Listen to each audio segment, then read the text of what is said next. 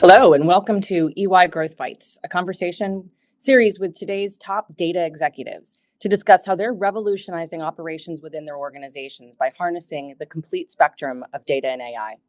I'm Traci Gusher. I lead the Americas region for AI and data for Ernst & Young, where I have the pleasure of working with some of today's most innovative data executives and technologists from around the world to leverage innovation and data to unleash the power within their organizations. Today, I'm honored to have Kirby Forlin, Senior Vice President of Data Commercialization and Advanced Analytics at McKesson. Oh, well, thank you for having me. I'm excited to have this conversation. So much of what we've learned over time is that the ability to stay fluid and flexible with your system, with your products, with the way that you're servicing your customers is so important. So I wonder, can you talk a little bit about how are you approaching that flexibility and that fluidity? Yeah. I think the first thing that we've recognized at McKesson Compile and at McKesson is that, positioning your data as the critical asset to drive AI is going to be the first thing that you need to recognize, Mhm. and always recognize that will allow you to maintain that like fluidity or that ability to adapt, because you're organizing your data assets in a way that leave them to be flexible. That analytics ready data, that's what's serving as the foundations, the gas behind all of these AI algorithms. But what we really need to focus on to stay fluid and to really start to advance where we are in AI is, how do we take those data sets that are currently siloed or not connected and create a connected data set that would allow us to answer questions more deeply? Because one data set can answer a question or two. Connected data sets get to the heart of the problems that we're really trying to solve with AI. If we maintain a flexible notion of how we maintain our data assets, which is the fuel behind AI, I believe that we will be ready to tackle any changes that happen in the future. And the future is so uncertain, but so exciting in this space. But based on these regulatory changes and the ever changing technology landscape, as we've discussed. But if we start looking forward, I think there's so many different ways that we can think about the future promise of data. One that you've touched on is ecosystems, right? So how can different companies with different data sets come together to solve a problem that on their own they couldn't solve just with their data? It's something that I think the industry is talking about a lot, particularly within healthcare and life sciences. But as you look more broadly at the future, how are you thinking about the future data capabilities? I think we're going to see a ton of things happening within this space. So if I start to think about what are the key capabilities that are going to drive the future of healthcare and data, I think we are going to continue to see advancements in artificial intelligence and machine learning. We're seeing advancements right now in genomics, and then moving into that personalized medicine. And I think the thing that's really interesting is IoT, or wearable technologies. We haven't talked a lot about the data that's being just generated by our Apple Watches, our Aura Rings, and how that could be then put into one big data set to give us a full picture of what is a person's health profile.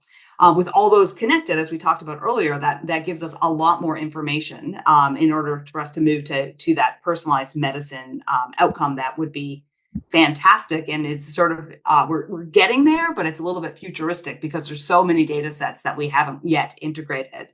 So again, I go back to this idea of where we really need to focus is the integration of all of the data sets. So we need to make sure that we know and can interpret what's in our electronic health records. We're thinking about integrating genomic data. We're taking that real-time patient monitoring data from the IoT devices and the wearables, and then we're actually creating feedback loops, because right now there's not a real way for patients to say, hey, this was a great outcome or a bad outcome. If those AI models learn from feedback, from more data coming in, and if we start to really think about how can we get those data assets integrated to put the AI engine and a feedback loop, that is really where we're going to take the next step towards advancing, health outcomes for all.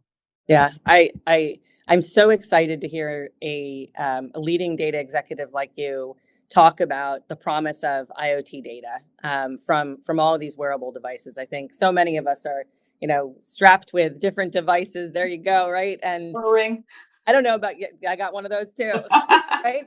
And I find that I become obsessed with tracking like the different metrics and the different types of data that's being pumped at me. But I also find that I get frustrated that I don't have more of it connected and giving me insights versus just the data itself. So I'm over the moon excited that executives like yourself working in healthcare and life sciences are thinking about that connected data universe and how it can ultimately benefit us from an individual perspective.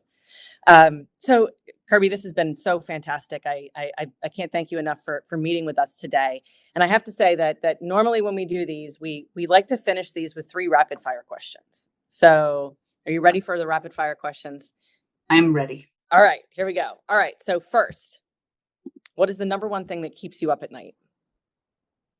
Although I think we are very well protected at McKesson Compile, cybersecurity is something that I think we always need to be vigilant against. And so it's probably the number one thing that I think about in making sure that we're thinking about our cybersecurity readiness. Yeah, I think that's one that keeps us all up at night, right?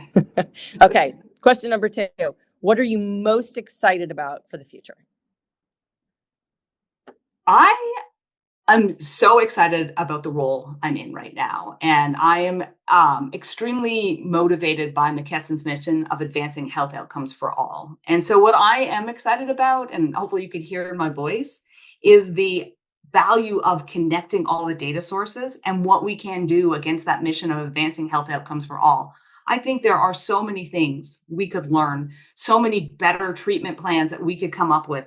We could really advance patient outcomes. So having a opportunity to work in that space, an opportunity to work with an incredibly talented team who's really thinking about this day in and day out is what I'm most excited about. Yeah, me too. So last question is a little bit more personal, and I'll share my answer to this question with you because I get asked this question a lot. The question is, what's the best advice you've ever been given? For me, it was don't ever expect to get anything you didn't ask for. What about you? What's the best advice you've ever been given? Well, it's interesting. It was on the personal front, but I'm going to relate it back to business. I had little kids, and I was talking to my grandmother, who's now passed away at 104. But she said to me, "You know what, Kirby? There's about 40 battles you could fight every day. 3 of them really matter." And I think that's true in parenting. Like, focus on what's really going to bring up these great, young adults. But I think it's also true in business. There are about 50 to 100,000 things we could focus on every single day. And you really need to focus on what matters most and hone in on those 3 to 4 things that should be your top priority. So I think it's both on a personal front and on a business front, that idea of really understanding what matters most is really critical. That's awesome. I absolutely love that. You have to pick your battles, right? Pick your battles. Yeah. Kirby, thank you so much for joining me in this conversation today. We really appreciate your time, and I know our listeners will really appreciate the insights that you've shared with us today. It's so important that we're talking with executives like yourself that are on the ground and driving value for the organizations and the customers that they serve. So we couldn't be more grateful for you spending time with us today. For our listeners, thank you so much for joining us for EY Growth Bites. Be sure to check back soon for more conversations with other data executives like Kirby. Thank you so much. Thank you.